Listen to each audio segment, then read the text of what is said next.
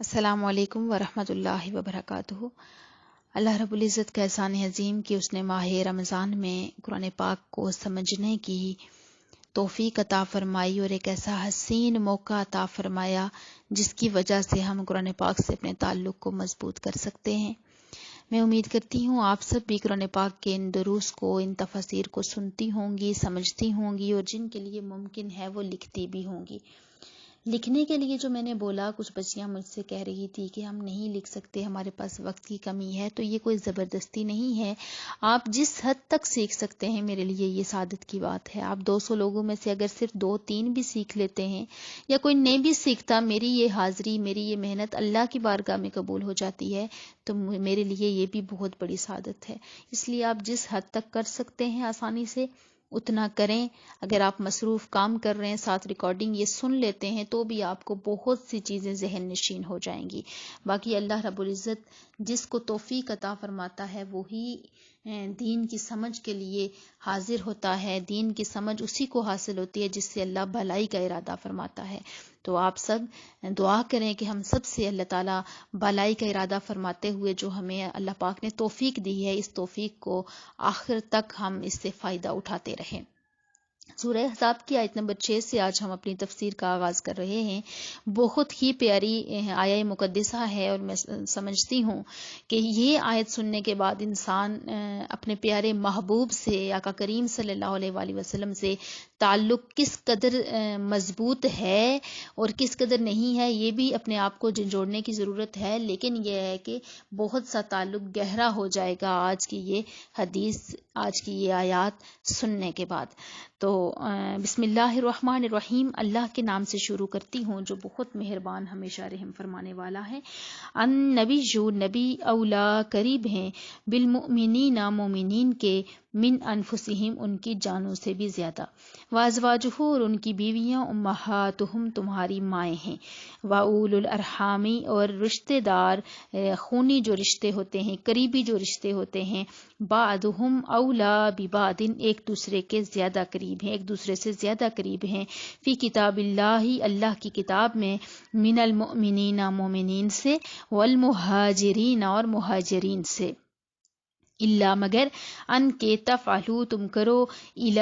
اولیائکم اپنے دوستوں سے، معروفہ کوئی بھلائی، کوئی اچھائی، کوئی احسان، کانا یہ، ذالک فی الکتاب اس کتاب میں، مستورا لکھا ہوا ہے۔ سب سے پہلا پوائنٹ، النبی اولا بالمؤمنین من انفسہم، بہت ہی پیاری بات کہ یہ نبی مسلمانوں کے ان کی جانوں سے زیادہ قریب ہیں، یا زیادہ مالک ہیں، یا زیادہ حقدار ہیں۔ یہ تینوں معنی اس میں ہو سکتے ہیں کہ حضور علیہ الصلوۃ والسلام تمام امور میں جو ہے مسلمانوں پر نافذ جو حکم ہوئے ہیں ان پر آپ کی اطاعت جو ہے وہ واجب ہے، اور آپ کے حکم کے مقابلے میں نفس کی خواہش کو ترک کر دینا واجب ہے۔ یہ معنی ہوگا حقدار ہونے کی صورت میں کہ نبی صلی اللہ علیہ وآلہ وسلم مومنوں کے ان کی جانوں سے زیادہ حقدار ہیں، تو مطلب یہ ہے کہ بندے کو پھر کسی بھی معاملے میں اپنی ذاتی منشا اور خواہش نہیں رکھنی، اپنی نفسانی خواہشات کو ترک کر کے اپنے پیارے کریم آقا کے احکام کو ہی ماننا چاہیے۔ جانوں سے زیادہ قریب ہونے کا ایک مطلب یہ بھی ہے کہ آپ نرمی، رحمت، لطف و کرم فرماتے ہیں، نفع پہنچانے والے ہیں، فائدہ پہنچانے والے ہیں، ہم سے محبت کرنے والے ہیں۔ ہمیں اگر ایک کانٹا بھی چبھ جائے تو ہمارے پیارے آقا ہم سے وہ جو درد ہمیں محسوس ہوتا ہے وہ آپ بھی محسوس کرتے ہیں، کیونکہ آپ جانوں سے زیادہ قریب ہیں۔ اور آپ نے فرمایا کہ میری اور میری امت کی مثال ایسے ہے جیسے کسی شخص نے آگ جلائی، اور جب اس نے اپنے ماحول کو روشن کیا تو اس آگ میں پروانے گرنا شروع ہو گئے۔ وہ آدمی انہیں آگ سے بچانے کی کوشش کر رہا ہے، وہ آگ سے ہٹانے کی کوشش کر رہا ہے، لیکن وہ برابر اس میں گرنے کی کوشش کر رہے ہیں۔ تم بھی بار بار آگ میں گرنے کی کوشش کرتے ہو۔ میرے امتی جو ہیں وہ گناہ کر کے، اپنی جانوں پر ظلم کر کے، خطائیں کر کے آگ میں جانے کی کوشش کرتے ہیں، اور میں تمہیں تمہاری کمروں سے پکڑ کر بچانے کی کوشش کر رہا ہوں۔ یہ ہیں ہمارے پیارے آقا جو مسلمانوں پر مہربان اور رحمت فرمانے والے ہیں۔ بالمؤمنین رؤوف الرحیم، مہربان ہیں، شفیق ہیں، محبت فرمانے والے ہیں۔ وہ محبوب کریم صلی اللہ علیہ وآلہ وسلم کہ حضرت ابو ہریرہ رضی اللہ تعالیٰ عنہ سے روایت ہے کہ حضور علیہ الصلوۃ والسلام نے ارشاد فرمایا کہ میں دنیا اور آخرت میں ہر مومن کا سب سے زیادہ قریبی ہوں. اگر تم چاہو تو یہ آیت پڑھ لو، النبی اولا بالمؤمنین من انفسہم.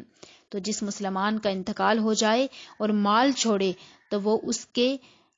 اسبا یعنی وارثوں کا ہے، اور جو قرض یا بال بچے چھوڑ جائے وہ میرے پاس آئیں، میں ان کا مددگار ہوں.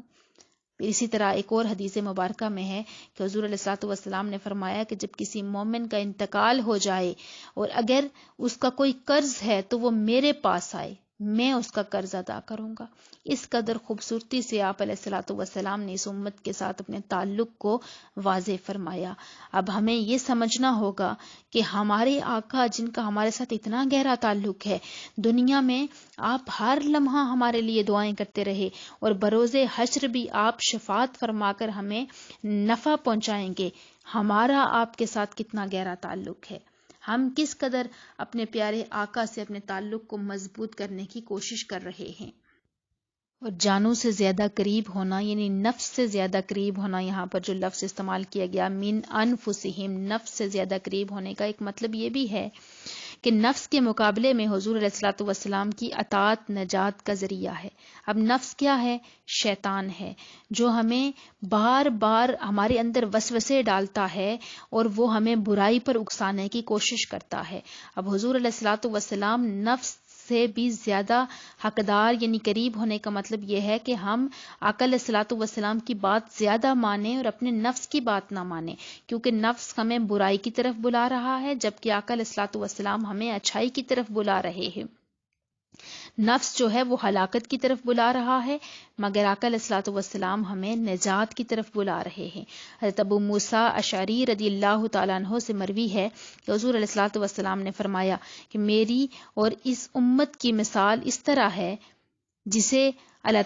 جس کی طرف اللہ تعالیٰ نے مجھے مبعوث فرمایا کہ ایک آدمی جو اپنی قوم کے پاس آ کر کہنے لگا کہ میں نے خود اپنی آنکھوں سے ایک بہت بڑا لشکر دیکھا ہے اور میں واضح طور پر تمہیں اس سے ڈراتا ہوں، لہٰذا اپنے آپ کو بچا لو، اپنے آپ کو بچا لو. بار بار وہ ان کو کہتا ہے. پس ایک گروہ نے اس کی بات مانی اور کسی محفوظ مقام کی طرف چلے گئے، یوں انہوں نے نجات پا لی، اور دوسرے گروہ نے اسے جھٹلایا تو صبح سویرے وہ بڑا لشکر ان پر ٹوٹ پڑا اور ان سب کو تباہ و برباد کر دیا. لہٰذا ہر مسلمان کو چاہیے کہ وہ اپنے دینی اور دنیاوی تمام امور میں اپنے نفس کی اطاعت کرنے کے بجائے اپنے پیارے آقا صلی اللہ علیہ وآلہ وسلم کی اطاعت و فرما برداری کرے تاکہ ہلاکت سے بچ کر نجات حاصل کرے. کیونکہ من یطیع الرسول فقد اطاع اللہ، جس نے رسول کا حکم مانا اس نے اللہ کا حکم مانا. تو یہ معنی جو میں نے آپ کے سامنے بیان کیے کہ آپ محبت کرنے میں جانوں سے زیادہ قریب ہیں، ہمارے لیے نجات کا راستہ ڈھونڈنے میں ہمارے ساتھ زیادہ مخلص ہیں، نفس سے زیادہ قریب ہیں، اور حقوق کی ادائیگی میں حضور علیہ الصلوۃ والسلام زیادہ حقدار ہیں کہ ہم ان کی بات مانیں.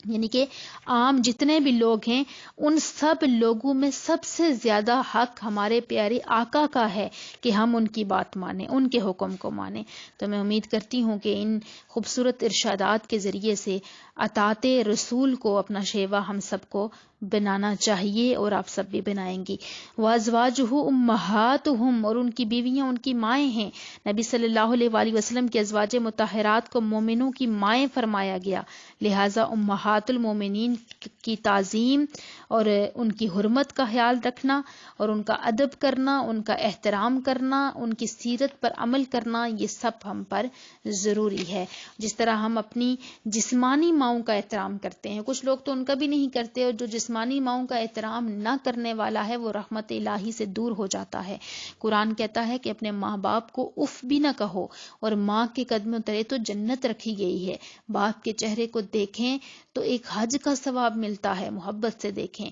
تو یہ تو بہت عظیم ہستیاں ہیں یہ جسمانی ماں باپ، تو ہم ان کا ادب کریں اور اگر کریں تو ہمیں ثواب، اور اگر نہ کریں تو رب کی ناراضگی۔ تو پھر ان روحانی ماؤں کا اگر ادب احترام نہیں کریں گے تو پھر ہمارا انجام کیا ہوگا، ہم سب یہ سمجھ سکتے ہیں۔ اس لیے ان روحانی ماؤں کی سیرت کو اپنانا اور ان کا ادب اور احترام کرنا ہم سب پر واجب ہے۔ جب بھی نام لیں تو ادب اور احترام سے لیں، اور ان کے متعلق کوئی ایسی بات کسی سے سنیں کہ جس میں کسی قسم کی عقیدے کی خرابی ہے تو اس کو کبھی بھی اپنے ایمان کے حصے میں، اپنے عقیدے کے حصے میں شامل نہ ہونے دیں۔ وَأُولُو الْأَرْحَامِ بَعْضُهُمْ أَوْلَىٰ بِبَعْضٍ، اور رشتے والے ایک دوسرے سے زیادہ قریب ہیں۔ اب آقا علیہ الصلوۃ والسلام نے ہجرت کے بعد بعض مہاجرین کو بعض انصار کا بھائی بنا دیا، اور اس رشتے کی وجہ سے وہ ایک دوسرے کے وارث ہوا کرتے تھے۔ پھر یہ آیت نازل ہوئی اور فرما دیا کہ میراث رشتہ داروں کا حق ہے اور انہی کو ملے گی۔ ایمان یا ہجرت کے رشتے سے جو میراث ملتی ہے وہ اب نہیں ملے گی۔ البتہ جو آیت کے اگلے حصے میں کہا گیا کہ تم کوئی احسان کرنا چاہو دوستوں سے تو ان میں سے جس کے لیے تم چاہو کچھ مال کی وصیت کر دو، وہ مال کے تیسرے حصے کی مقدار وراثت پر جو ہے حقدار ہو جائیں گے، وہ ان پر مقدم ہو جائے گی۔ اس سے معلوم ہوا کہ رشتہ دار ایک دوسرے کے وارث ہوتے ہیں، دینی برادری کے ذریعے کوئی اجنبی وارث نہیں ہو سکتا۔ وَإِذَا أَخَذْنَا، اور ہم نے لیا، مِنَ النَّبِيِّينَ، نبیوں سے، میثاقہم، وعدہ، وَمِنْکَ، اور آپ سے اے حبیب، وَمِن نوح، اور نوح علیہ السلام سے، وَإِبْرَاہِیمَ، وَمُوسَىٰ، وَعِیسَىٰ بنِ مریم، وعیسیٰ علیہ السلام اور موسیٰ علیہ السلام اور ابراہیم علیہ السلام سے، وَأَخَذْنَا، اور ہم نے لیا، مِنْہُمْ، ان سے، میثاقًا غلیظًا، پختہ وعدہ، لیسأل الصادقین، تاکہ سوال کیا جائے سچوں سے، عن صدقہم، ان کے سچ کے بارے میں، وأعد، اور تیار کر رکھا ہے، للکافرین، کافروں کے لیے، عذابا علیما، دردناک عذاب۔ اب اس آیہ مقدسہ میں حضور علیہ الصلوۃ والسلام کو فرمایا جا رہا ہے کہ اے محبوب، یاد کرو جب ہم نے نبیوں سے ان کا عہد لیا۔ اس آیت اور اس کے بعد والی آیت کا خلاصہ یہ ہے کہ اے حبیب، وہ وقت یاد کرو جب ہم نے انبیاء کرام علیہ الصلوۃ والسلام سے رسالت کی تبلیغ کرنے اور دین حق کی دعوت دینے کا عہد لیا، اور خصوصیت کے ساتھ آپ سے حضرت نوح علیہ السلام، ابراہیم علیہ السلام، موسیٰ علیہ السلام، عیسیٰ ابن مریم علیہ الصلوۃ والسلام سے عہد لیا، اور ہم نے ان سب سے بڑا مضبوط عہد لیا تاکہ اللہ تعالیٰ قیامت کے دن سچوں سے ان کے سچ کا سوال کرے۔ اب سچوں سے مراد انبیاء کرام علیہ الصلوۃ والسلام ہیں، اور ان سے سچ کا سوال کرنے سے مراد یہ ہے کہ جو انہوں نے اپنی قوم سے فرمایا اور جس کی انہیں تبلیغ کی وہ دریافت فرمائے گا، یا اس کے ایک معنی یہ بھی ہو سکتے ہیں کہ انبیاء کرام علیہ الصلوۃ والسلام کو ان کی امتوں نے جو جواب